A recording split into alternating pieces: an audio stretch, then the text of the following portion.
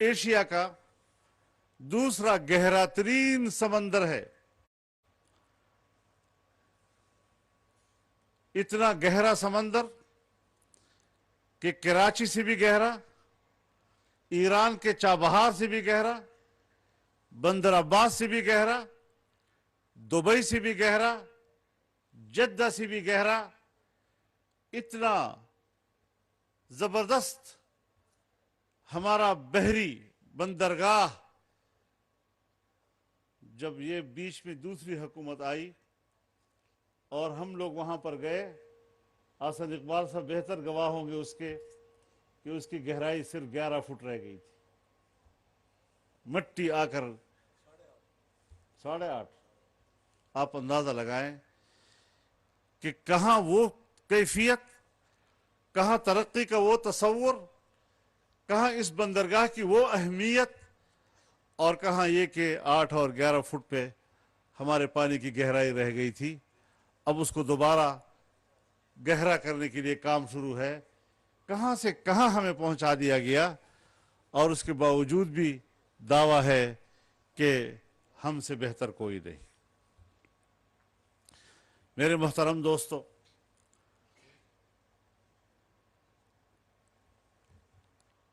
ایک بات میں واضح کر دینا چاہتا ہوں.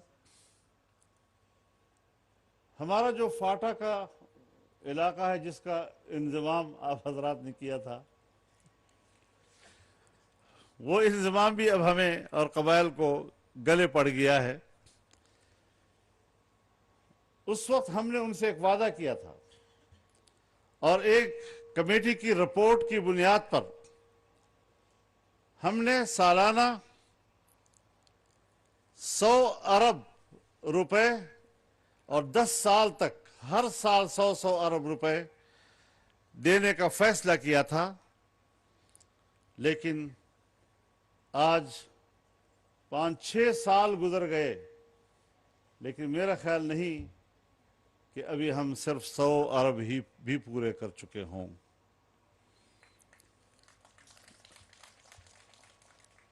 لوگوں کے مکان گر گئے، تباہ و برباد ہو گئے، لیکن آج تک ہم ان کے مکانوں کی بحالی نہیں کر سکے. جب سے اپنے گھروں سے ہجرت کر کے ملک کے اندر ہی وہ مہاجر بنے، ابھی تک وہ اپنے گھروں کو واپس نہیں جا سکے. ان کے گھر اس قابل نہیں ہے کہ وہاں وہ رہائش اختیار کر سکیں. وہاں کا انفراسٹرکچر تباہ ہو چکا ہے. خیال یہ تھا کہ وہاں سڑکیں بنیں گی، سکولز بنیں گے، کالجز بنیں گے، یونیورسٹیز بنیں گی، ہاسپٹلز بنیں گے، اور سیٹل ایریا کے لوگوں کے معیار زندگی پر ان کو برابر لایا جائے گا.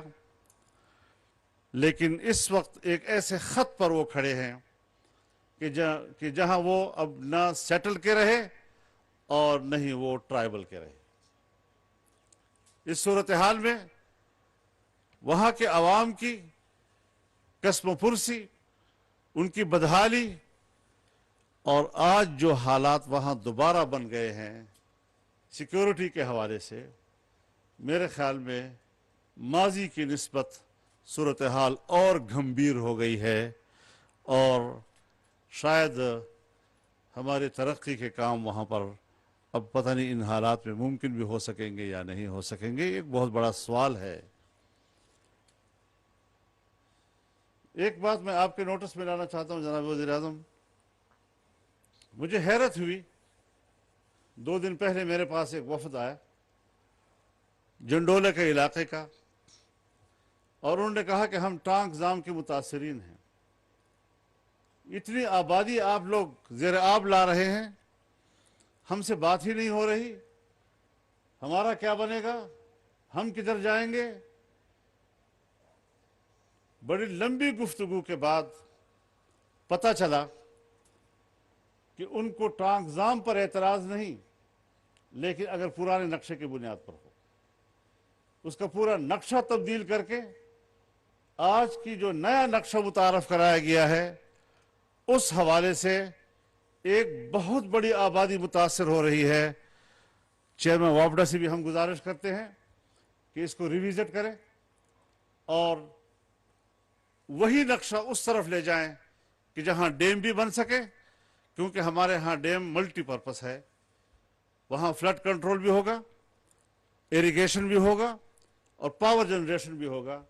ان تین مقاصد پر مشتمل یہ ڈیم بنیں گے، اور ہمارے جو اپنے علاقے کے وسائل ہیں، چاہے وہ چشمہ رائٹ بینک کینال ہے، چاہے وہ فرسٹ لفٹ کینال ہے، چاہے وہ سیکنڈ لفٹ کینال ہے، چاہے وہ اسمال ڈیمز ہیں، نواب حیدر ضام ہے، چودوان ضام ہے، درابڑ ضام ہے، ٹانک ضام ہے، گومل ضام ہے، اگر یہ تمام جو ہمارے اپنے خطے کے وسائل ہیں وہ ہمیں مہیا کر دیے جائیں تو جناب وزیر اعظم آپ کو علاقہ دامان کا 12 لاکھ ایکڑ کے اراضی ہم بارانی سے نہری بنا کر آپ کو دیں گے۔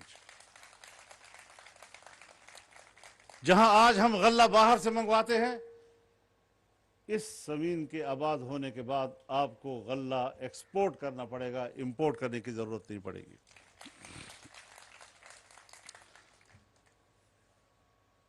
باقی رہی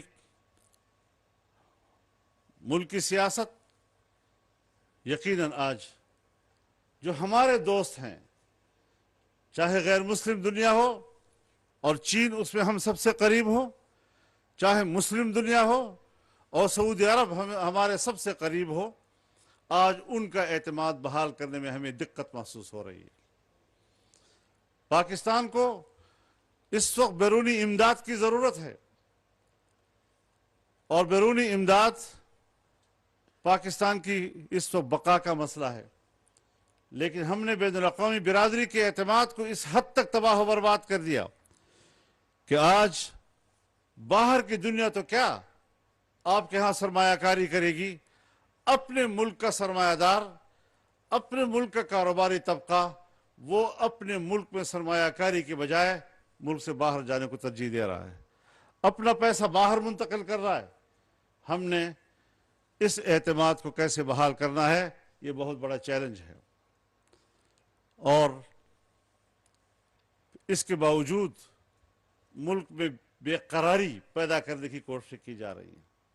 لیکن جناب وزیر اعظم، آپ مطمئن رہیں، جو انرسٹ پیدا کرنا چاہتے تھے، جو بے قراری پیدا کر کے معیشت کی تباہی کا ایجنڈا نامکمل دیکھ کر اسے مکمل کرنا چاہتے تھے، وہ مایوس ہو چکے ہیں، وہ ناکام ہو چکے ہیں، اور انشاءاللہ ناکامی ہی ان کا مستقبل ہے۔ پاکستان ہمارا ہے، اس کا مستقبل ہم سے وابستہ ہے انشاءاللہ، اور اس ملک کی ترقی کی طرف ہم آگے لے جائیں گے۔ ایسے عناصر کے سیاست کا خاتمہ کرنا جس کے پیچھے بین الاقوامی وہ لابیز ہوں جو پاکستان کے ازلی دشمن ہیں۔ جناب وزیر اعظم، ایک تاریخی حقیقت آپ کے سامنے واضح کرنا چاہتا ہوں۔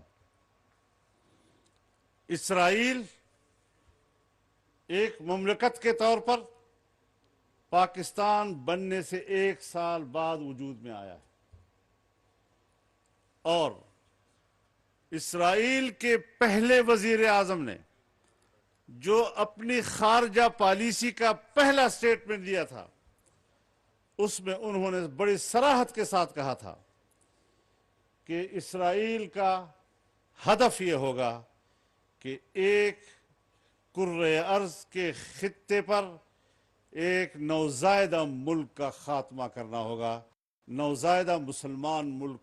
اس وقت ان کا اشارہ واضح طور پر پاکستان کی طرف تھا۔ اور کیوں اس نے پاکستان کو اپنا دشمن کہا؟ اس لیے کہ جب سن 1940 کی قرارداد پاس ہو رہی تھی تو جناب وزیر اعظم، اس قرارداد میں واضح طور پر فلسطینیوں کی بے دخلی پر احتجاج کیا گیا، فلسطینیوں کی حمایت کی گئی، اور وہاں پر یہودیوں کی اور صہیونیوں کی نو آبادی کو چیلنج کیا گیا، اس کی مذمت کی گئی تھی۔ پاکستان نے بھی جب اپنا تصور دیا تو ان کے بارے میں بھی اپنا نظریہ پیش کیا، اور جب وہاں ایک ملک بارد وجود میں آیا تو انہوں نے بھی ہمارے بارے میں واضح نظریہ پیش کیا۔ اگر شیطان میرے دادا آدم کا دشمن ہے اور آج بھی وہ میرا دوست نہیں ہو سکا، اور قیامت تک بھی شیطان اس لیے میرا دوست نہیں ہوا کہ میرے دادا کا دشمن رہا ہے، تو اسرائیل بھی کبھی پاکستان کا خیر خواہ نہیں ہو سکتا، اور نہیں پاکستان کی سرزمین سے ان کے لیے خیر خواہی کی بات ہونی چاہیے۔ ہمیں خود اعتمادی کے ساتھ اپنی پالیسی بنانی ہوں گی، ہمیں سود کا خاتمہ کرنا ہوگا۔ جس طرح کے اقدامات ہوئے ہیں، میں صرف شکریہ ہی نہیں بلکہ مبارکباد بھی پیش کرتا ہوں کہ آج پہلی مرتبہ سود کے خلاف فیصلہ ہوا، اور اسٹیٹ بینک آف پاکستان اور نیشنل بینک آف پاکستان دونوں نے اپنی اپیلیں عدالت سے واپس لینے کا فیصلہ کیا تاکہ کورٹ کے فیصلے پر عمل درآمد ہو سکے۔ اور اب ہمارے لیے وہ بینک جو پرائیویٹ ہے اور انہوں نے اپیلیں کی ہوئی ہیں، ان کو بھی واپس لانے پر ان کو آمادہ کیا جائے گا۔ تو میرے محترم دوستو، خطے میں ایک باوقار ملک بننے کی صلاحیت ہم نے اپنے اندر پیدا کر دی ہے۔ اس کے لیے گو کہ ہمارے پاس وقت کم ہے، مقابلہ سخت ہے، لیکن ہم نے جب چیلنج قبول کیا ہے تو پھر اللہ کی مدد حاصل کریں گے اور انشاءاللہ اپنے اہداف میں ہم کامیاب ہوں گے۔ تو یہ چند گزارشات جو سپاسنامے میں بھی آپ کے سامنے پیش کی گئی، اور ارادہ تو ہمارا یہ تھا کہ اس پورے اسٹیڈیم میں جلسہ عام ہوگا۔ جس طرح میاں نواز شریف صاحب کے وقت میں یہ پورا اسٹیڈیم بھرا ہوا تھا، لیکن کچھ موروثی حالات کے پیش نظر ہمیں اس کو محدود کرنا پڑا۔ آپ تشریف لائے، آپ نے بڑے بڑے میگا پروجیکٹس کے افتتاح کیے، اور ہمارے مطالبات بھی آپ نے سپاسنامے میں سنے، اور مزید بھی ہم آپ سے امید رکھیں گے کہ ہمدردانہ غور ہمارے مطالبات پر آپ کریں گے۔ اور آپ نے ہمیں یہ بھی کہا تھا کہ میں بنوں مستقل طور پر جاؤں گا، تو اگر آج یہاں اس اجتماع میں بنوں سے کوئی ساتھی نہیں آئے یا بہت کم آئے ہیں تو اس کی بنیادی وجہ یہ ہے کہ آپ نے بنوں کے لیے ایک مستقل سفر کرنے کا عندیہ دیا تھا، جس کے لیے ہم آپ کے شکر گزار ہیں کہ وہاں پر بھی۔ لیکن ساتھ ساتھ میں یہاں پر ایک بات اپنے دوستوں کے سامنے عرض کر دینا چاہتا ہوں کہ یہاں سے تجارتی شاہراہ گزر رہا ہے، سپیک کے معنی تجارتی شاہراہ۔ اب ظاہر ہے کہ اس شاہراہ کے قریب قریب میں ہماری پیداواری صلاحیت میں بھی اضافہ ہونا چاہیے، اور اس کے لیے ضروری ہے کہ یہاں انڈسٹریل ایریاز ہونے چاہیے، یہاں انڈسٹریل پارک ہونے چاہیے، اور کچھ زمین بنوں میں خریدی گئی ہے، کچھ ہمارے ڈیرہ اسماعیل خان میں خریدی گئی ہے، اور ہم یہ بھی چاہیں گے کہ یہ ایگریکلچر ایریا ہے، یہاں ایک ایگریکلچر انڈسٹری کے حوالے سے بھی ہمیں اقدامات کرنے ہوں گے۔